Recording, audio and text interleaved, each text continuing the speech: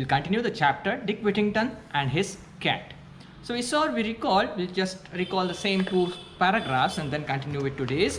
There was once a poor boy called Dick Whittington who lived in a small village in the south of England. He had no proper home, for both his parents had died, and he was unkindly treated by many of the villagers. One day, Dick overheard someone say that the streets of London were paved with gold, and he decided that he would go there at once and pick his fortune up in gold pieces from the streets, for he thought people might treat him more kindly if he were rich. So young Dick set out to walk to London. He had not gone far when a man in a cart stopped and asked him if he was running away from home. "I have no home," Dick answered. "I am on my way to London to find my fortune." "I am going to London myself," said the carter. "Jump up here beside me and we will journey together." They arrived in London just before nightfall, and the carter left Dick and made his way to an inn. Poor Dick stood alone and looked around him in dismay. Where was all that fine gold? All he could see were dirty streets and lots of unfriendly people. He had nowhere to sleep, and in the end he spent the night in the corner of an alley where he hoped he would come to no harm. So this was the situation we saw that Dick Whittington. Dick is a poor guy belonging to south of England, and he overheard someone saying that the streets of London were paved with gold. Okay, paved with gold. I hope so you're going on with the word power. As I told in the previous chapter also, lesson also, that you have to create your own dictionary, you have to create your own word power with the words, all difficult words what you find throughout the chapter, and then find their meanings through the dictionary. Not only stop here, but also try to make your own sentences using those words. Clear? So I hope so. So here we saw that the innocent child, Dick, he believed that some people said that the streets of London were paved with gold. So observing the situation that people were treating him very poorly. Why? Only that because he was poor. This was the innocent belief that the child had. So he wanted to pick up the gold pieces from the streets of London and become rich. Did he exactly want to become rich? No. He believed that if he were rich, then people might treat him good. Okay, so that was his belief. Now, so Dick went. So he took the help of a carter moving on the way, and was left alone in the streets of London, where he found dismay. That is, he was disappointed finding no gold pieces on the streets of London. So to continue with, the next morning Dick woke up cold, miserable, and very hungry. He wandered around begging for food, but again and again people shouted at him, "Go away, you lazy fellow! Be off with you!" and aimed angry blows at his head. At last he collapsed in the street and lay there, too weak to look further for food. So what happened? He faced hardships. What type of hardships did he face? So he first of all he reached London just before the nightfall. That is, it was late in the evening to reach London. As soon as he reached there, the carter dropped him on the street and himself went into an inn. So he was alone there on the street at night. He had no place to stay. It was very cold there, or he collapsed there because he found people who were shouting at him. He aimed blows. Means what? Exactly, they shouted at him. If you're a small child and if you're an elderly person, large, gigantic person, okay, the small kids, they see us this way, okay, huge person, people, and if they shout at them, the blows, whatever speaking style is there, whatever they throw the words, okay, such as here, "You lazy fellow, be off with you." This way, this shouting blows aimed at him, they made him fear. So here again he started wandering here and there. started begging for food because he was hungry. Of course, he started walking, but luck by chance he got a lift and he came to London. So he was naturally hungry. It was very cold, and he just got scoldings from the elderly people there, unknown people there in the unknown city. So now at last what happened? He was very tired and he just collapsed on the streets and lay there too weak. Now he had no energy to just move further and find for food to eat. By chance, Dick had fallen in front of a house belonging to a rich merchant called Mr. Fitzwarren. The cook was trying to drive Dick away when Mr. Fitzwarren returned home from inspecting his ships. He stopped and said to Dick, "Why don't you work if you need food?" Now, what happened exactly? By chance, Dick had fallen in front of a merchant. Okay, we find a rich merchant here named Mr. Fitzwarren. He was lying, fallen in front of the house. Now, the house cook, he was trying to move away Dick. Okay, he found that like a beggar, some child is just begging for food. So he just was trying to move Dick away. Okay, then at the same time, luckily, Mr. Fitzwarren returned home from inspecting his ships. Means he was a ship merchant, I hope so. So he stopped and said to Dick, "Why don't you work? If you need food, why don't you work?" Okay, so whenever you find some poor people begging in front of you, should you move away, kick off them, scold them? No, not of course. Okay, it's not good to beg when you are able to work. When God has given you two hands, two legs, two feet, and the brain to work, you should find some work, do your own work, and earn for yourself. You should not beg. But there might be circumstances, different circumstances. Under what condition is the poor beggar begging to us? Okay, so whenever you find a beggar, don't just shout at him, don't just scold him. Try to understand him. Okay, just be polite enough. If you don't want to donate anything, it's okay, but it's your choice. But you shouldn't scold him because you don't know the condition under which the child or the poor person is begging. So here also, as usual, as understood that Mr. Fitzwarren, a kind person, so he was kind enough in his speech, and he just asked Dick that why don't you work if you want to earn for food? So continue. "I would work," said Dick, "but I know nobody who will give me anything to do." So generously, Dick answered him, "Okay, I can do work.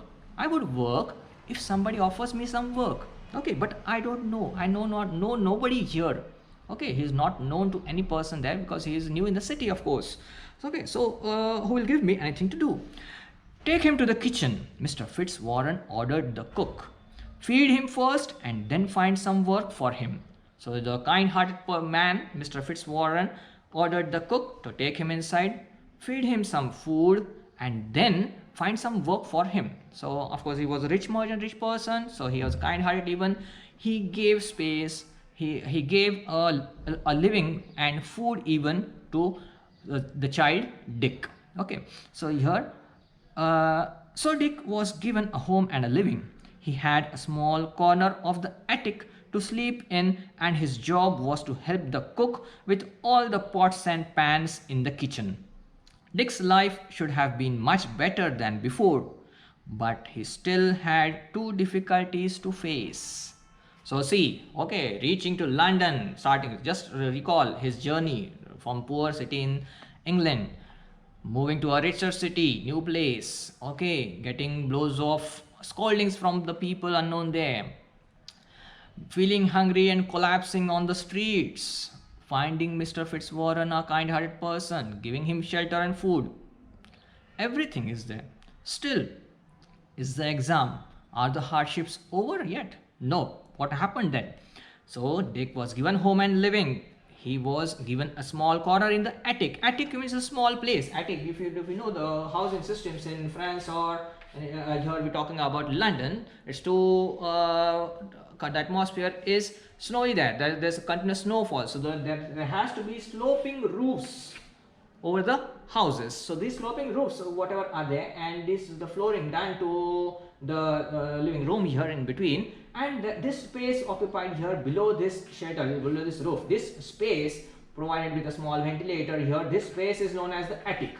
you have a small staircase or which can be uplifted and closed here. So this type of this space under the roof, top roof, that is called as attic. Okay, ATTIC is attic. This attic, there was a place given to Dick for staying there to sleep, and his job was to help the cook with all the pots and pans in the kitchen. So the kitchen household work, whatever, he had to help the cook at Mr. Fitzwarren's house. Dick's life should have been much better. So they are stating here statement that so after getting a living, he was an orphan child sitting on the streets of England, but here at London he got a place to live, he got food offered, he was offered with food. Okay, so his life would have been much better. But what happened? But he had still two difficulties to face. Let's see what are those. The first was that the attic he slept was overrun by rats and mice. At night, they scampered all over him and kept him awake. After a time, he solved his problem by saving the few pennies he was paid and buying himself a cat.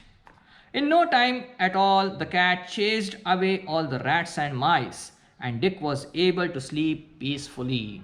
Okay, so I told you previously to watch the movie I Am Kalam. Okay, so the child there also is facing different hardships similar to this guy, and there also he is not being treated properly by the cook there.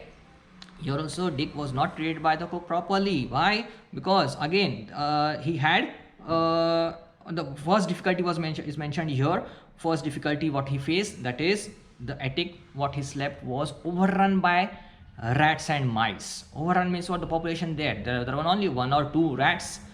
They overrun, we say the overrun means what? The population overrun the city. Okay, the whatever space is there, moving up to certain limits, exceeding limits, that is overrun. Okay, the population overruns, so we use the word.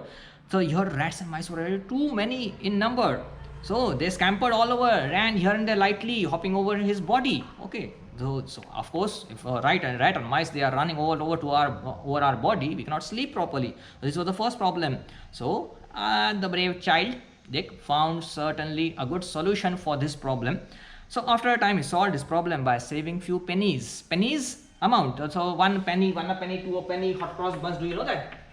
The poem, the nursery rhyme. The penny is what? Just as we have rupees and paisa, the unit, monetary unit of our currency. So here the pounds. The British currency is pounds. Pounds means what? You can say that just as we have rupees, and penny is a small unit, that's just we have paisa. So one penny. So he saved many pennies. So what was the earning? He had earning of few pennies. So he saved. Of course, he had no other things to just expend the money, whatever he got. So he saved a few pennies and bought a cat. Cat was the best solution for picking up the rats. So in no time, all the rats were chased by cats and ran away, all the rats and mice, and Dick was able to sleep peacefully. So this was the first difficult situation he had overcome. The other difficulty, which was not so easy to overcome, was the cook's bad temper. Okay, so second difficulty, he had two difficulties. One was that of the rats, which he overcome by bringing a cat, and second difficulty was the bad temper of the cook. Let's see. The other difficulty, which was not so easy to overcome, was cook's bad temper.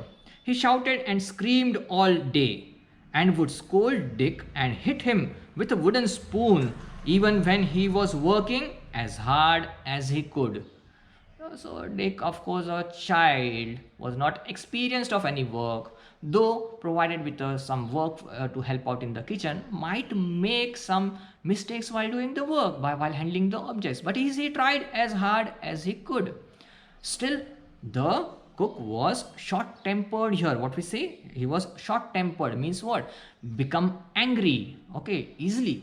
Who catches anger very easily? So he screamed all day. He shouted at Dick, though he was trying his well to do the work, and would also hit with a wooden spoon. Okay, so that is not a good gesture shown by the cook here. Understand? So one night Dick decided he could stand it no more. So the brave child, okay, not failing easily, not just showing back to the upcoming situations here, but he was somewhat helpless. He could not face those hittings given by the cook. So what happened next?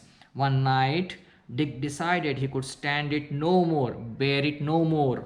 Early the next morning, before the cook was up, he set out with his cat to seek his fortune elsewhere. The two of them walked as far as Holloway on their way out of London. Then Dick sat down on a stone to rest. It was the 1st of November, All Saints' Day, and the church bells were ringing. As Dick sat and listened, it seemed they were ringing out a message for him. Turn again, Whittington, thou worthy citizen, Lord Mayor of London. Okay, so here's the climax. What is the situation now? One night, okay, fed up of all those scoldings from the cook, he decided to move away. Now he was quite confident. He had some experience that he could work somewhere.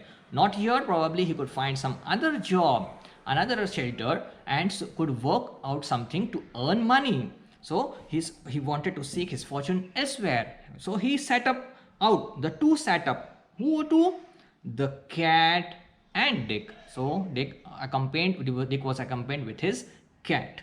So the two of them walked as far as Holloway on their way out of London. So out of the city they started walking out of the city, and then Dick sat down on a stone to rest. So probably they had early morning. They had started up, and he had crossed or traced a long path. So he sat down to rest on a stone.